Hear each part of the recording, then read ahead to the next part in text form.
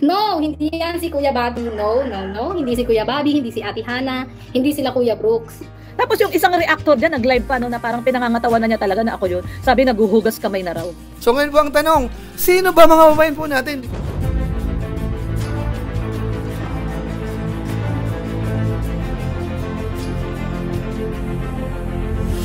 Ayun, shoutout guys, muli po, welcome to my YouTube channel. Ito po si Kuya Julay, ang inyong katugang, ang inyong kalingap, na muling babati po sa inyo ng magandang araw, magandang gabi.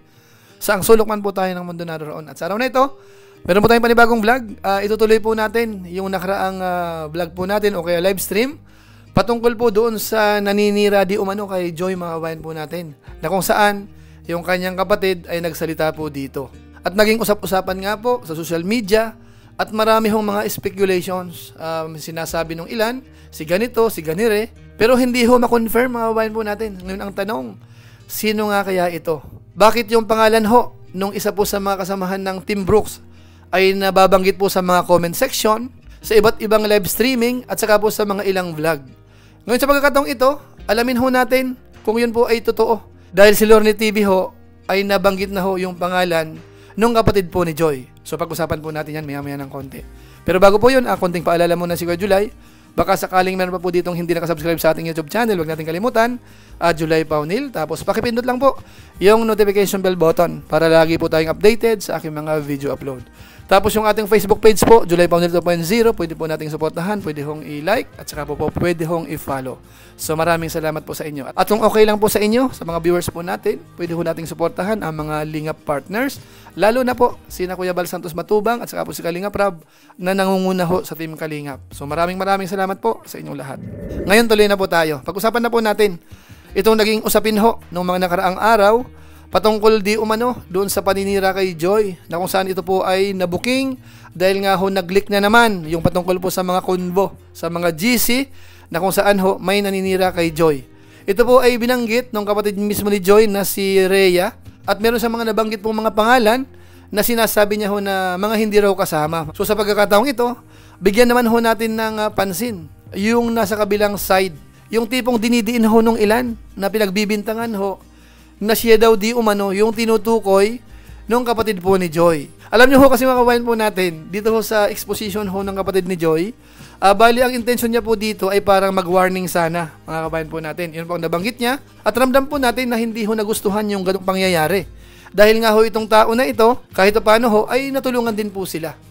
Kaso nga lang ho, dumating sa pagkakataon na ganito, na yun pa daw po ang naninira kay Joy, mga kabayan po natin. Kaya marami hong nag-react patungkol po sa issue na ito. Kaso nga lang ho, nagbanggit ho siya ng ilang mga pangalan po, mga kabayan po natin, na sinasabi niya na hindi ho kasama. So panoorin po natin sandali yung ilan po sa mga clips na nabanggit niya po. No, hindi yan si Kuya Bobby. No, no, no. Hindi si Kuya Bobby, hindi si Ate Hana, hindi sila Kuya Brooks. Hindi. Gusto ko lang malaman ng taong yun na alam ko yung mga pinagsasabi niya, and tumigil na siya. Kasi nalalaman ko rin naman. Ayun, God bless sa'yo. Sana pagpalain ka ng Diyos para naman maging maayos ang takbo ng buhay mo, and iwasan mo na yung mga ganyang bagay. Diyos ko naman. Hindi angels, hindi sila Kuya Dan, hindi si Ate Hana, hindi. Para malinaw lang ang lahat at huwag na kayo magbigay ng kung ano. Watching from Bulacan si Ma'am Nikki Z. Kilala ko na Rhea. Good for you. Iwasan mo na yan, Ate Francisco Aileen. Iwasan mo na yung ganyang tao. Ang importante, alam niya na may nakakaalam sa mga ginagawa niya. No, hindi si Kuya Brooks. Walang si Kuya Brooks sa amin.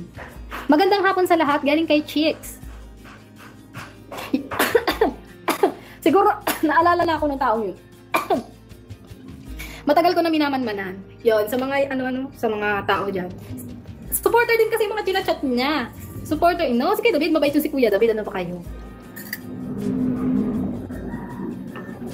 Gusto niyo isigaw ko pa pag ako grabe si Tita Chris 24. No, hindi tayo mag-explode ng pangalan. Oo, lalong hindi si Kuya Andy. Ako si Kuya Andy. Grabe yan si Kuya Andy. So ayun mga kabayan po natin. So dito ho, maliwanag na may mga nabanggit po siyang pangalan na sinasabi niya na hindi daw po sila. Ano po? Nabanggit po si Papa Dan, si Hana, si Kuya Brooks, si Bobby TV 143, si Andy Kayakap. Tapos marami pa pong iba. At kung napansin po natin, parang si Lorne TV ho, hindi napasama doon mga kabayan po natin. Kaya sa pagkakataong ito, pakinggan naman ho natin yung side ni Lorne TV. Dahil nga po yung kanyang pangalan ay madalas ikino-comment ho sa mga nagla-live stream, sa mga merong mga vlog po. Tapos yung ibang reactor, parang siya po mismo ang tinutukoy. So para maging fair ho tayo mga kababayan po natin, pakinggan po natin si Lorne TV. Meron lang po talagang mga taong mapanira. Meron lang po talagang mga tao na ginagawa ng hanap buhay ang paninira sa kapwa. Meron lang po talagang mga tao na gustong-gusto ng issue kasi dyan sila kumikita ng pera. Ako naman, hindi naman kami kumikita eh. Ako naman, kung ako, gahaman ako sa content, gahaman ako sa views, eh di sana minayat maya ko yung pagpapaliwanag na hindi po ako yang naninira kay Joy Diwata. Hindi po ako yan. Di sana naglimang live ako kahapon. Diba? Sana naglimang live ako, nagtatlong live ako, nasunod-sunod, dahil alam ko panonoorin nyo, dahil iniintay nyo talaga yung paliwanag ko kung ako talaga yan. Eh paano yan kagabi, diba? Nagsalita na si Rhea, no, yung kapatid ni Joy, si Rhea Mix Vlog. No, ito parinig natin sa inyo guys ha, para fair tayo dito. Basta, sino kasi dinadamay nyo? Wala mo sinabi ko damay nyo kung sino-sino man. Ay, sinabi ko na hindi yun si Ate Lorne, sa mga nag-ano kay Ate Lorne, nang babash kay Ate Lorne, hindi ngayon si Ate Lorne. Diba? Kung may pagsasabihan ng dapat pinangalanan nyo. Basta, sino kasi dinadamay nyo? Wala mo sinabi ko damay nyo kung sino-sino man. Ay, sinabi ko na hindi yun si Ate Lorne, sa mga nag-ano kay Ate Lorne, nang babash kay Ate Lorne, hindi ngayon si Ate Lorne. Oh, diba? Kung may pagsasabihan lang po ako noon, Ulitin natin. Basta, sino kasi dinadamay nyo? Wala mo sinabi ko damay nyo kung sino-sino man. Ay, sinabi ko na hindi yun si Ate Lorne, sa mga nag-ano kay Ate Lorne, nang babash kay Ate Lorne, hindi ngayon si Ate Lorne. Yun, kung may pagsasabihan lang po ako noon sa mga taong, sa taong yung kakatiwalaan ko na, kasi sa ito yung screenshot. Maratis, alam niya na, may talaga. O, diba? Saka, Sinabi na ni Rhea kagabi sa live niya to, kasi doon sa unang live niya na nag-observe lang ako na doon sa unang live niya hindi niya nabanggit yung pangalan natin kasi siguro walang nagtanong, kasi yung mga sinasabi naman niya na hindi yan kasi may sa comment section may mga nagtatanong, no, although yun nga, no, may pinapangalanan yung Team Brooks ganun, no, pinapangalanan ang isa daw ba sa Team Brooks ganun. Although yun na nga, no, nabanggit ni Rhea yung mga ibang kasamahan natin sa Team Brooks, ako yung naiwan, no, na hindi nabanggit. So for sure yun yung iniisip nila, ako yun.